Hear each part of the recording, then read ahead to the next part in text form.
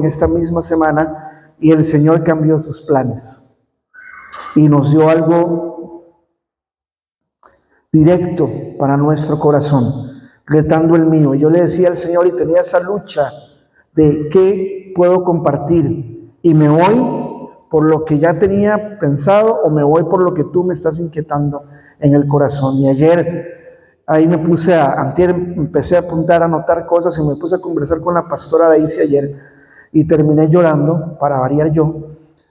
Y el Señor me decía, dele lo que usted tiene y lo que yo le he hablado. Entonces yo le voy a invitar, gracias, a que si tiene su Biblia por ahí, la puede encender, la puede abrir. Ahora estamos en la era digital. Y busque el pasaje de Lucas 15 del 11 al 31. De este pasaje, La Paz Daisy ya nos había dado una enseñanza muy bonita. Es la parábola del hijo pródigo. Una parábola que nosotros ya conocemos. Una parábola que aprendimos en escuela dominical. Una parábola que hemos visto quizás en muchas películas. Ahora, permítanme hacerles una pequeña introducción del por qué vamos a tocar esta parábola otra vez. Lo interesante de la palabra de Dios es que usted puede leer un mismo versículo, un mismo pasaje, una misma historia 7,000 veces y siempre la palabra de Dios le va a hablar de manera diferente. Amén. Entonces, hemos venido estudiando acerca de las características de la iglesia, de una iglesia percibida. Permítame hablarlo en tico, de una iglesia pellizcada. Pero ¿para qué hemos venido hablando? O los pastores suena a manada, dicen por ahí, ¿verdad? Los pastores nos han venido enseñando acerca de la iglesia percibida, características de la iglesia percibida. Pero yo me pregunto, ¿para qué? Vamos a saberlo en el transcurso del desarrollo de esta enseñanza. Todas y cada una de las enseñanzas que la Paz Daisy y el pastor Will nos han hablado acerca de la iglesia percibida, tocan nuestro corazón a volvernos, a no quedarnos dormidos, a no quedarnos desconectados, porque la gracia del Señor, uno, está para los que estamos pellizcados, y dos, hay mucha gente allá afuera que necesita que nosotros estemos despiertos. Amén. ¿Están acá? ¿Están dormidos? Y si se duermen me hacen uyuyuy, ayayay, para entonces hacer algo diferente. Ok. Todas las enseñanzas que hemos estado recibiendo nos motivan a estar pellizcados, despiertos, atentos, alerta, porque el tiempo se acerca. Pero yo el día de hoy, quiero comentarles algunas cosas de la parábola del hijo pródigo. Cuando uno se acerca a la Biblia, uno debe de pedirle al Señor que le dé de su Espíritu Santo, número uno, para poderlo hacer. Y número dos, cuando uno se acerca a la Biblia, uno, ya lo dije una vez, pero quiero volverlo a decir, hace ciertas preguntas a lo que uno está leyendo. ¿A quién se lo escribieron? ¿Para qué se lo escribieron? ¿Cuándo lo escribieron? ¿Para qué? Para poder entender el contexto o la esencia de lo que vamos a leer y podamos entenderlo. Eso es el arte de poder interpretar las Escrituras para que lo que se escribió hace 2000 y pico de años pueda tener relevancia para nosotros el día de hoy, junto con el Espíritu Santo. Le digo de una vez, usted no necesita ser pastor, no necesita ser teólogo, usted lo que necesita es al Espíritu Santo de Dios. Necesita enamorarse de la palabra del Señor, venir con sed y decirle, háblame, y poder hacerle esas preguntillas al texto para poder entender. Entonces, vamos a ver la parábola del hijo pródigo desde un contexto histórico y desde un contexto cultural. ¿Por qué? Porque nosotros hemos entendido la palabra del hijo pródigo. Qué pena por la grabación, voy a seguir como por allá, pero no puedo quedarme quedito detrás del púlpito. Déficit atencional con hiperactividad. Así soy, así me hizo el Señor. Gloria a Dios. Ustedes se acuerdan de la historia del hijo pródigo que ahorita voy a leer. ¿Por qué la voy a leer? Porque quiero que la desmenucemos versículo por versículo. Cuando el Señor cuenta esta historia, resulta que versículos antes, los fariseos estaban criticando a Jesús. ¿Por qué? Porque Jesús estaba juntando con gente no muy linda. Jesús estaba, dice, juntando con gente de mala calaña. Se estaba juntando con los pintas del barrio. Se estaba juntando con los cobradores de impuestos. Y no solamente se estaban juntando, sino que dice la Biblia que ellos venían a escuchar el mensaje de Jesús. Dice Lucas 19:10 que Él vino a buscar y a salvar los que habían perdido. A eso vino el Señor. Y toda esa gente linda venía a escuchar los mensajes del Señor, y los fariseos empezaban: ¿viste, Ronald, qué tirada con Jesús? Llegó el cobrador de impuestos ese y se metió ahí, y no solamente estuvo ahí en la enseñanza, sino que después Jesús se fue a comer con ellos. ¿Viste qué torta? ¡Ay, qué barbaridad con ese Jesús! Y empezaban los fariseos a criticar a Jesús. Cada vez que se habla en la Biblia de cenar o de comer, se habla de intimidad. El Señor quiere tener intimidad con usted y conmigo. ¿Qué tan parecidos podemos ser nosotros a esos cobradores de impuestos? Se los dejo ahí de tarea. Entonces empiezan a criticar a estos muchachos, y el Señor empieza entonces a explicar mediante historias, mediante parábolas, cuál era el propósito del reino de Dios, hasta llegar a la parábola del hijo pródigo. ¿Qué es una parábola? No es un portero, ese es el parábolas. Eso es un chiste. Las parábolas son una narración breve y sencilla que utiliza ejemplos de la vida cotidiana para ilustrar una verdad espiritual o una verdad moral. Pero resulta que las parábolas el Señor daba, a veces los doctores de la ley no las entendían, porque eran para corazones, no para intelectos. Ahora permítanme seguir con la lectura, porque estoy durando mucho en la introducción. Para ilustrar mejor esta enseñanza que el Señor venía dando, Jesús empezó a contar la siguiente historia. Si quieren pueden ir siguiéndome en el texto de Lucas 15, 15 al 32. Voy a utilizar la versión Nueva Traducción Viviente, que es una traducción que pone un poquito más en latino el lenguaje, la paráfrasis. Entonces dice,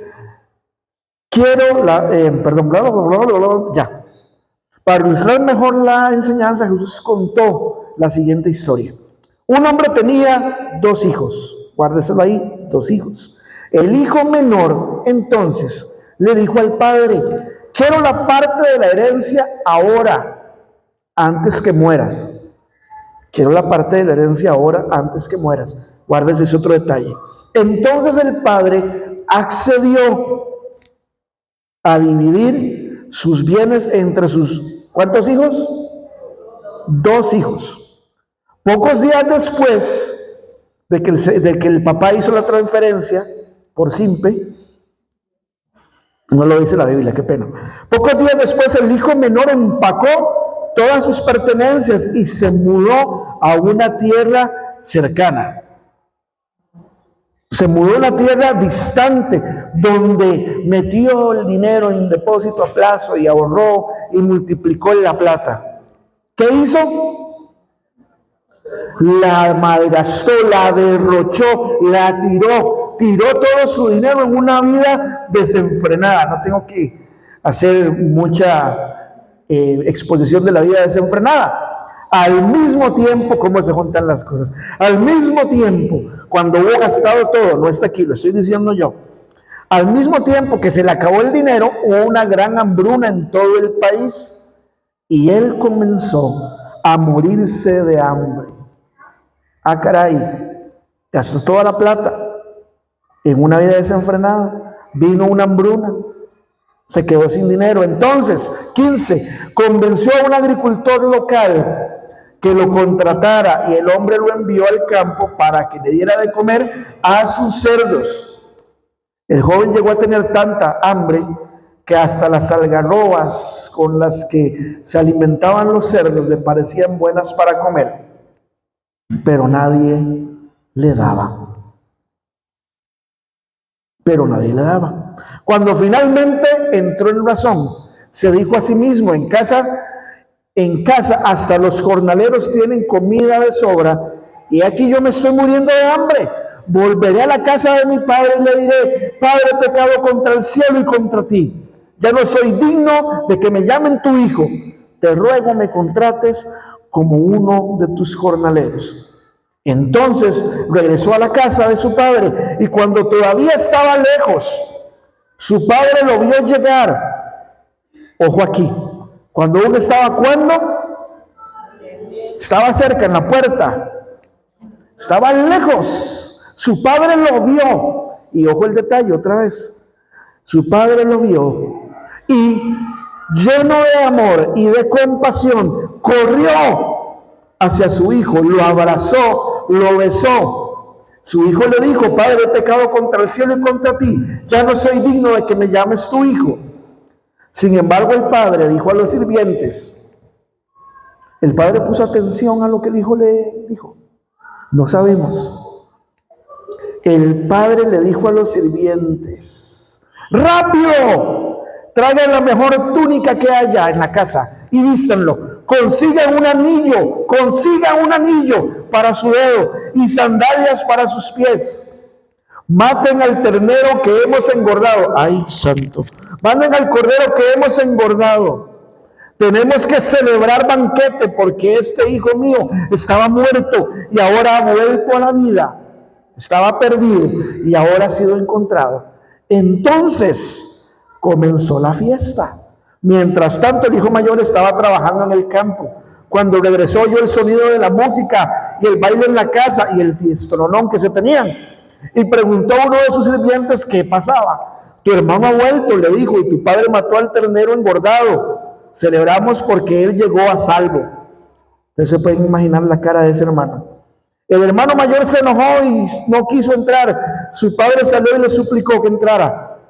Pero él le respondió, y ustedes saben lo que viene ahí: me enojo porque ni siquiera un cabrito me has dado para comer con mis amigos. Y ese que ha dilapidado toda la plata, ese que ha gastado tu hacienda, ese que ha gastado tu trabajo y el trabajo de tu familia, le matas el cordero más gordo y haces fiesta. Y el padre le responde: todo lo que tengo es tuyo, siempre ha sido tuyo, pero este hermano tuyo que estaba muerto ha vuelto a la vida y está con nosotros. Estoy parafraseando el versaje. Hasta ahí hemos escuchado esta porción bíblica. ¿Cuántos se acordaron? ¿Cuántos se imaginaron?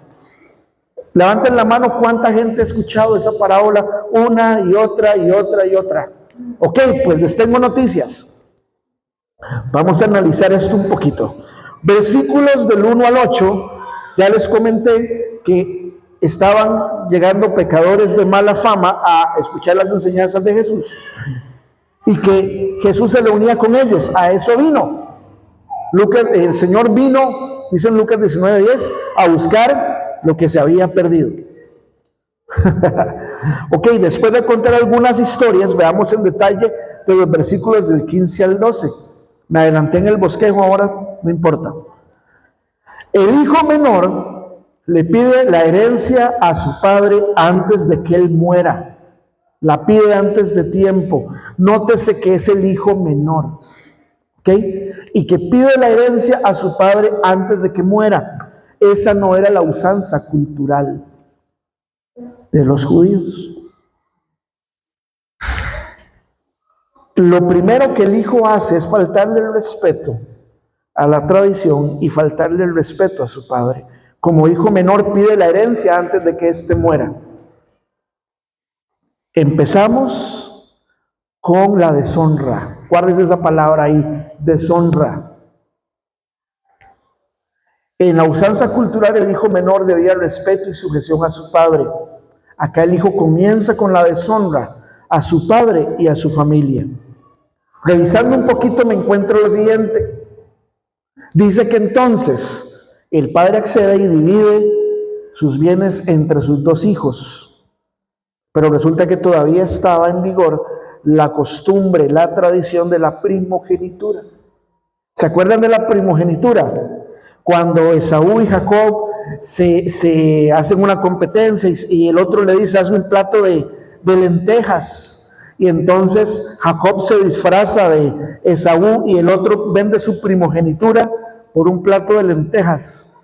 La primogenitura era un derecho que el hijo mayor tenía sobre la herencia de su familia, sobre la herencia de su padre, y tomaba el lugar de su padre una vez que él faltara. Tenía derechos y tenía deberes. Y al hijo menor, dicen algunos biblistas y algunos comentaristas, podía tocarle no la mitad de la herencia, le tocaba un porcentaje, porque él no tenía el derecho de la primogenitura, o podía no tocarle nada de la primogenitura, porque no era el hermano mayor. ¿Cierto o mentira? Ya el tribunal de la tesis, él transgrede, él deshonra y le pide a su padre que le dé la herencia antes de que él fallezca. Le pasa por encima al derecho de la primogenitura, o sea, está violentando la cultura, porque los judíos, déjenme decirles, son un pueblo que respeta mucho la tradición, la sigue al pie de la letra. Guárdese eso de la primogenitura y guárdese eso de que el hijo pidió antes de tiempo su herencia. 13 al 16, ¿cómo vamos hasta aquí? Bien. Dice después del 13 al 16 que se mudó a un lugar lejano, echó todos sus tiliches, se fue con la mejor ropa que tenía y, permítame, estoy parafraseando la palabra, que no me caiga un rayo ahorita, gastó, malgastó, derrochó, tiró el dinero en una vida perdida. La pregunta del millón aquí es, ¿gastó su dinero? ¿Gastó plata que se ganó él?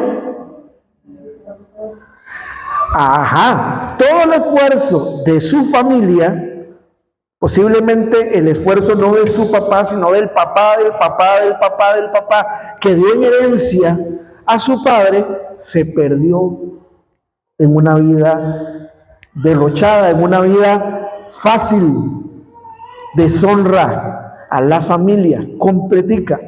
Sigue diciendo en el versículo 14, empezó a morirse de hambre, llegó una hambruna al mismo tiempo que gastó su dinero. Ya desperté a Ari, qué barbaridad. Están muy serios, hermanos. Derrochó su dinero, lo gastó el dinero de su familia, gastó el esfuerzo de su familia. Y sigue diciendo que, como les decía, empezó a morirse de hambre. Y entonces fue a pedir trabajo.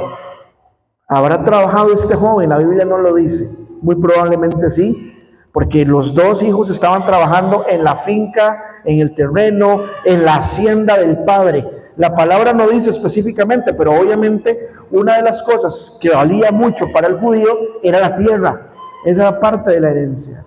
Hasta aquí vamos bien. Y le dieron trabajo no como capataz, le dieron trabajo como el que le ha de comer a los chanchos, a los cerdos.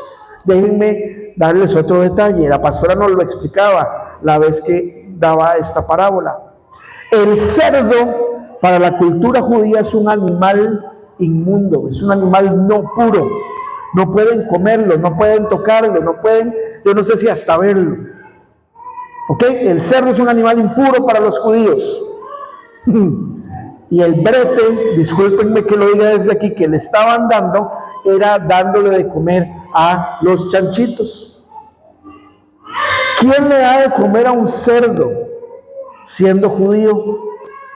¿Quién se mete para darle de comer a los cerdos? Tiene que meterse a donde están los cerdos. Y eso implicaba culturalmente que quedaba impuro, que quedaba indigno.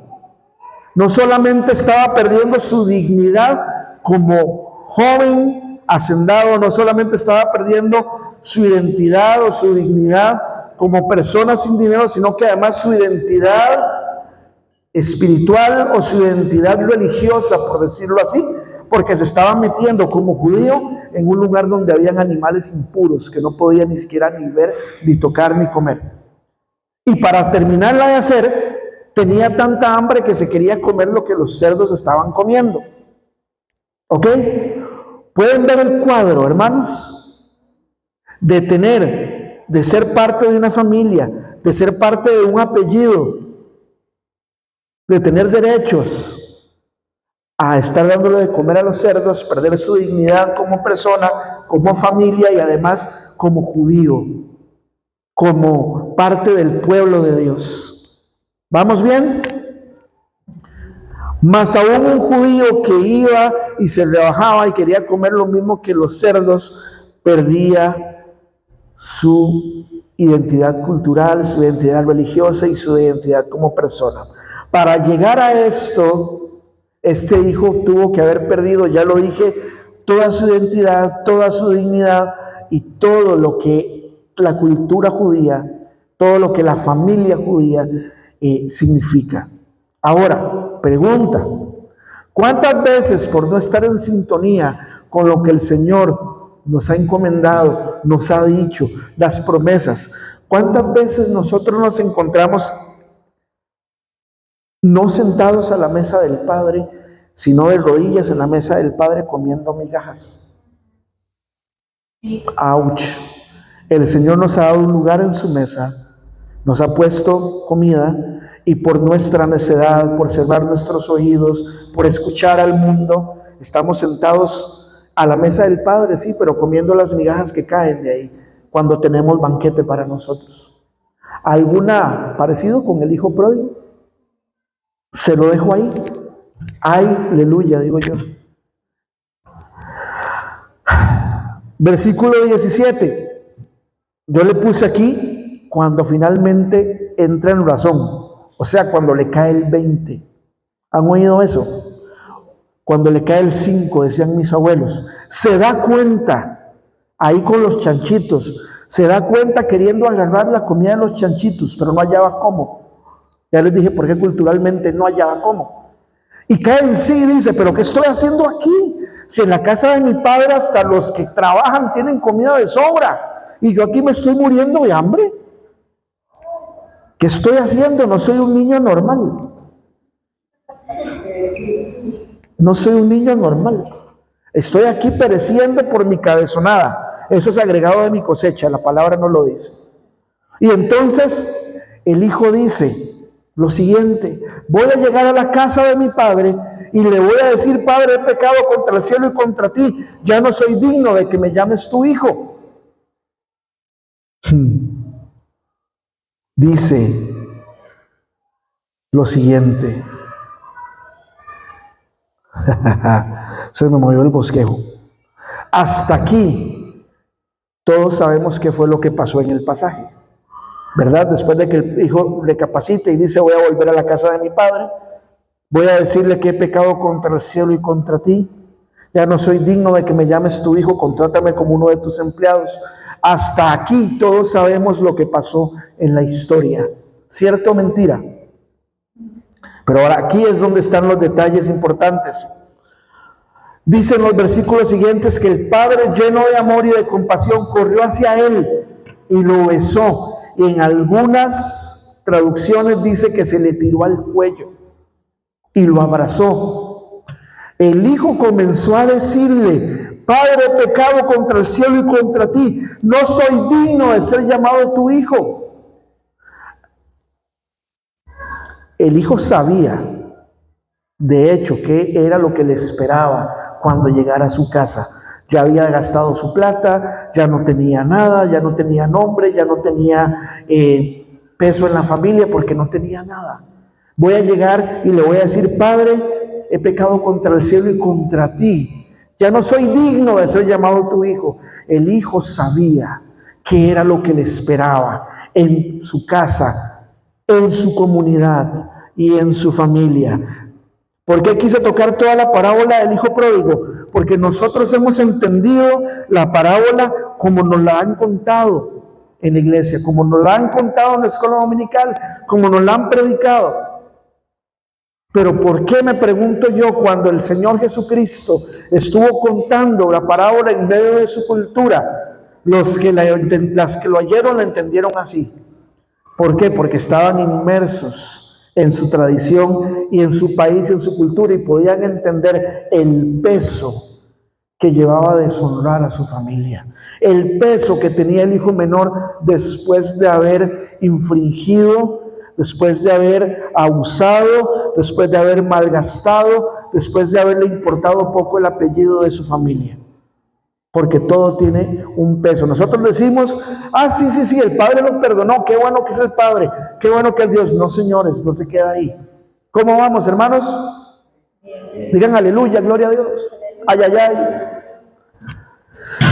Los que tenemos déficit atencional muchas veces necesitamos que la gente también se mueva alrededor de nosotros para saber que está pasando algo. Perdón que les diga tanto. Okay. El hijo sabía a lo que se exponía. Ahora, se exponía no solo a que su padre tomara acciones, sino que la comunidad que vivía con ellos tomara acciones. Porque déjenme decir una cosa, usted se explica, yo no me explicaba por qué los judíos en todo lado, en este momento y anteriormente, son tan prósperos. ¿Por qué es que usted no ve un judío en necesidad nunca? Porque son una comunidad. Si usted es judío y llega a Costa Rica, se va a encontrar con una comunidad judía que lo va a abrazar, que le va a dar, para que usted se ponga a su negocio, para que usted se levante, para que usted prospere, porque usted es mi familia. No tenés mi apellido, pero tenemos una raza, tenemos un pasado, tenemos una historia, y yo tengo que darte para que vos salgas adelante. Ese es el principio que ellos tienen. ¿Ok? Pero también dentro de ese principio tan bonito tienen otra cosa que no es tan bonita. Y es esto, el principio del quesasa. ¿Han oído esa palabrilla? Yo no. El principio del quesasa. Y ahí está el detalle del día de hoy. ¿Qué es el quesasa? El quesasa, y lo voy a leer literalmente, se refiere a una antigua ceremonia judía que simboliza la separación o el corte de relaciones de alguien que había deshonrado a su familia, que había deshonrado a su comunidad, y especialmente el quesasa se aplicaba a la gente que perdía su herencia entre personas no judías. Era una forma de rechazo público. Era como cortarle las líneas de abastecimiento familiar, cortarle las líneas de abastecimiento cultural y cortarle las líneas completamente, y usted quedaba solo. Era una forma de rechazo público y a menudo iba acompañado de la ruptura de, no la conseguí, pero para que vean, voy a llamar a mi modelo estrella. Pues venir un toquecillo. ¿Sí, vos? La verdad, ¿qué modelo estrella me traje hoy? Supongamos que este es el hijo pródigo, ¿no es cierto? El Señor te bendiga, el Señor te haga resplandecer su rostro sobre ti, tenga misericordia y ponga sobre ti paz. Él es el hijo pródigo, él malgastó todo, y entonces el quesasa era una ceremonia donde venía toda la comunidad, pero toda, con una copa o una vasija de arcilla, en repudio, de una vez a darle una maldición. Eso es el quesasa, a darle una maldición con la vasija y tirarla a los pies. Usted se puede imaginar que es que toda una comunidad, ya puedes sentarte, que es que toda una comunidad venga y te reviente las vasijas en los pies, en el cuerpo. Eso es lo que ves.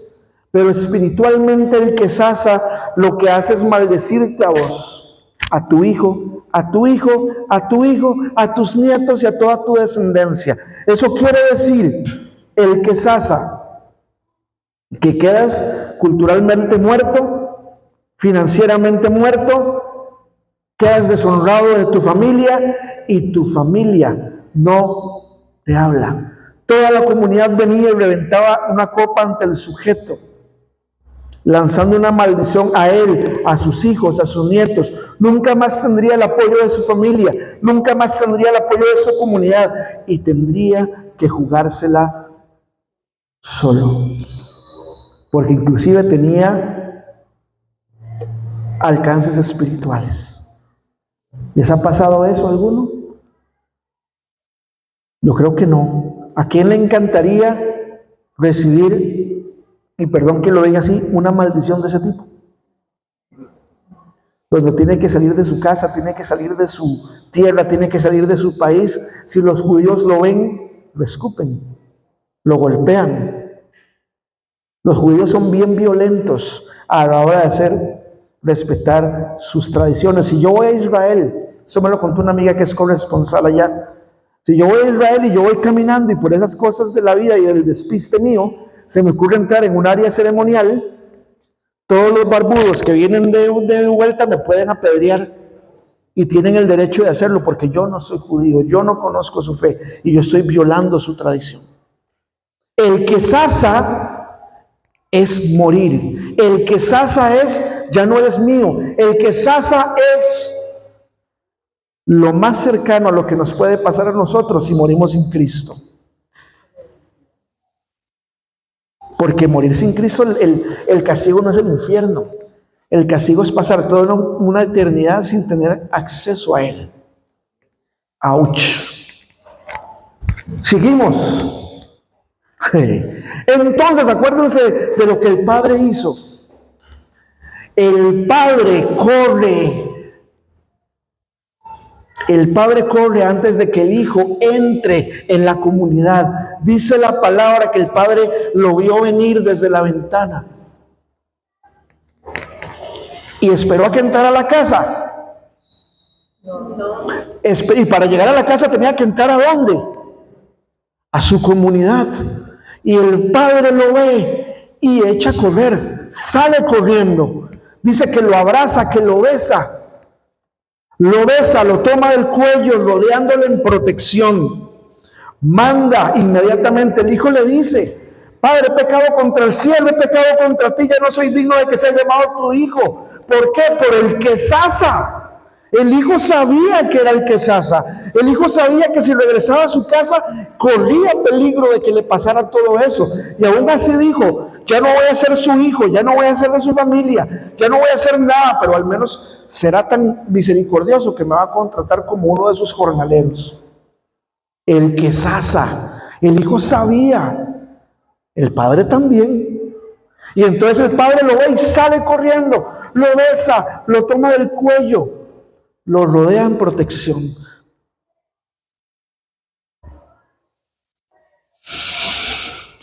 Para mí eso es bien fuerte. Para mi corazón. Manda, antes de que el Hijo termine su discurso: he pecado contra el cielo, no lo deja terminar. Dice: vengan, rápido, rápido. Traigan la mejor túnica, traigan las sandalias, traigan el anillo, tráiganlo. Porque el Padre sabía, el Padre tenía que llegar primero al Hijo, tenía que llegar primero que la comunidad, tenía que llegar primero que el hermano, tenía que llegar primero que cualquier persona. ¿Para qué? El Padre estaba evitando el que sasa. El Padre estaba anulando el que sasa. Por amor, por compasión. ¿Lo captan, hermanos? Yo no sé si usted le da gracias al Señor, pero el que sasa estaba activo para usted y para mí. Y el Padre salió corriendo y tomó una decisión por usted y por mí. El Padre tenía que detener el que sasa, tenía que protegerlo de la maldición. Y el único que podía hacerlo era Él.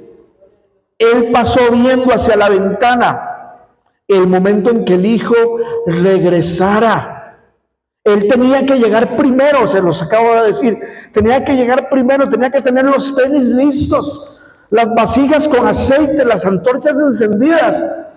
La palabra no lo dice, pero si él se da cuenta de que el Hijo viene, muy probablemente el lunes salió. Uy, no viene. El martes salió. Uy, no viene. El miércoles. El jueves, en la madrugada, no viene mi hijo. Y pasó haciendo ejercicio para pegarse la cadera. Y el viernes, cuando lo vio, no sé si son esos días, salió en carrera. ¿Por qué? Porque él tenía que llegar primero para protegerlo del que sasa, para anular el que sasa. ¿Cuántos hemos entendido eso? Antes de que la comunidad lo viera, antes de que su hermano mayor lo viera, él protegió y anuló el quesasa porque el hijo estaba muerto, ya no tenía derechos. Iglesia, nosotros tenemos que llegar primero. ¿Aló? Tut. Iglesia, nosotros tenemos que llegar primero. Tenemos que estar apercibidos. Tenemos que estar pellizcados. ¿Entienden ahora por qué es que tienen que tener las vasijas llenas, las antorchas en la mano? Y no importa si se queda dormido, ponga la alarma, pero por lo menos tenemos las antorchas, tenemos las vasijas, tenemos los tenis, tenemos la indumentaria. ¿Para qué? Para correr y salir primero. ¿Por qué, iglesia? ¿Por qué? Porque Satanás está reclamando el quesasa del mundo. Satanás está reclamando el quesasa de la gente de mi familia que no conoce al Señor. Y el Padre físicamente tal vez no está, pero está y nos usa a nosotros.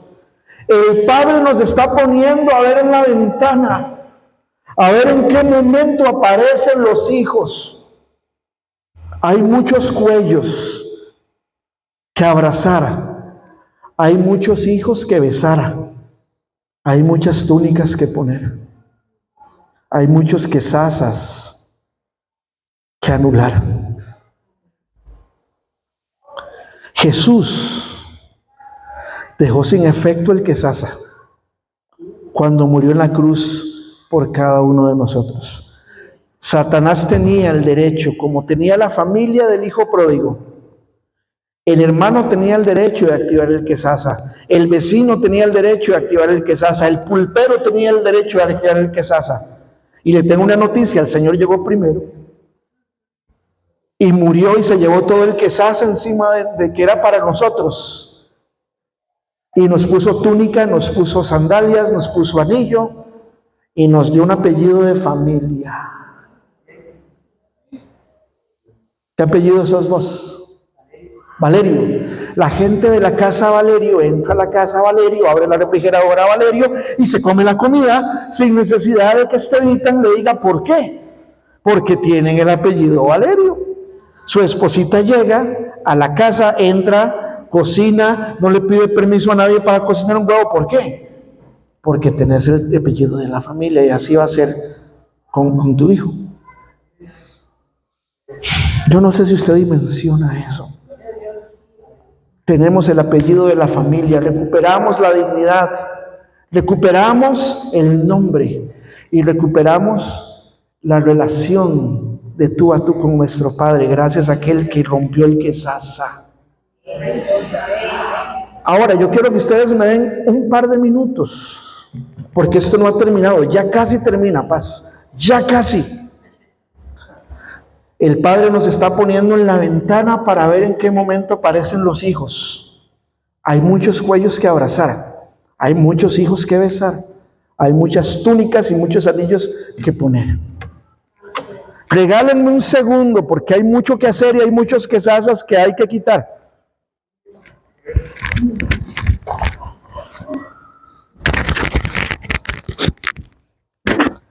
No se aburran, ya casi salgo. Cántense algo por mientras. Sigamos en el mismo espíritu. Recuerden que el Señor ha roto el quesasa.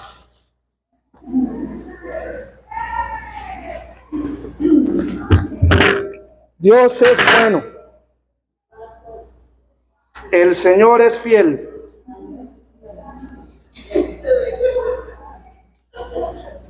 Qué miedo, Nancy, no me mate el momento.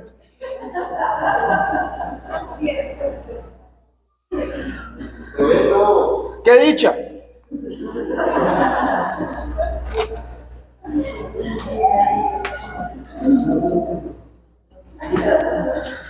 Yo no sé usted. Yo no sé usted.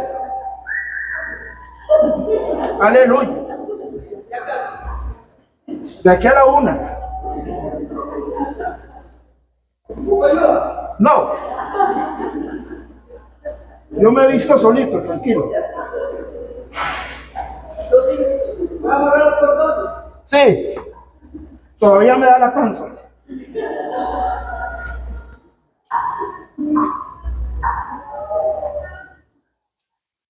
Nunca me había amarrado los cordones tan rápido.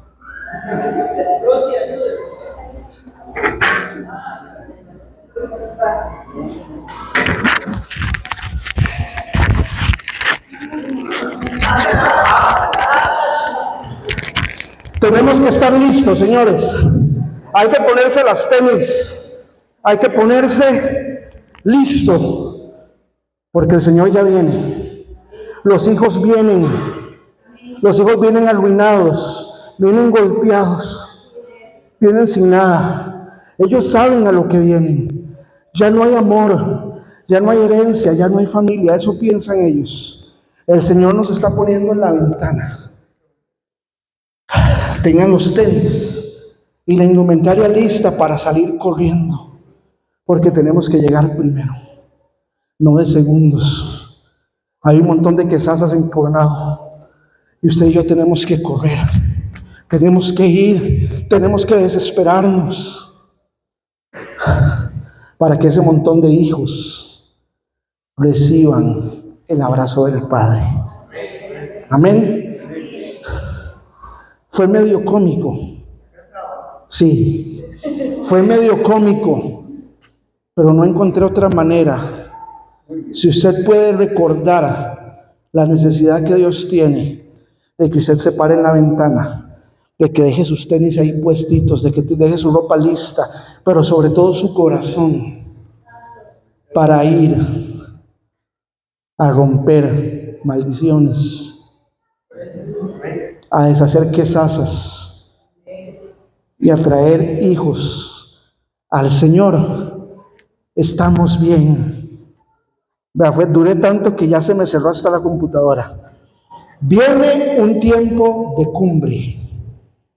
Viene el tiempo de congreso. Y a mí no me pidieron que diera ningún anuncio.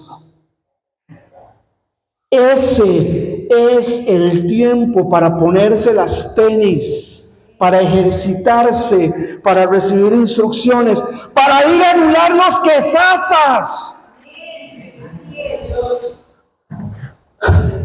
¿Qué vas a hacer tú? ¿Tienes la ropa puesta? ¿Tienes los tenis listos? ¿Tienes tu espíritu apercibido? A mí nadie me dijo que hablara del congreso, o hablara de la cumbre, o hablara de los discipulados, o hablara de hombres, o hablara de mujeres de los grupos. Aquí en la iglesia tenemos opciones para prepararnos, para ponernos la ropa, para calentar, para brincar. Tenemos que ir, ya vienen los hijos, ya están por llegar. ¿Dónde están las túnicas? ¿Dónde están los anillos? ¿Dónde están? Porque tenemos que ir a ponerlos, tenemos que ir a abrazarlos. Aprovechemos las opciones que la iglesia nos da para ir a romper el quetzaza. Amén. Nos ponemos en pie, hermanos. Ha sido el sermón más cargado que he tenido en toda mi vida. Sé que parezco como salchichón, pero nada que hacer.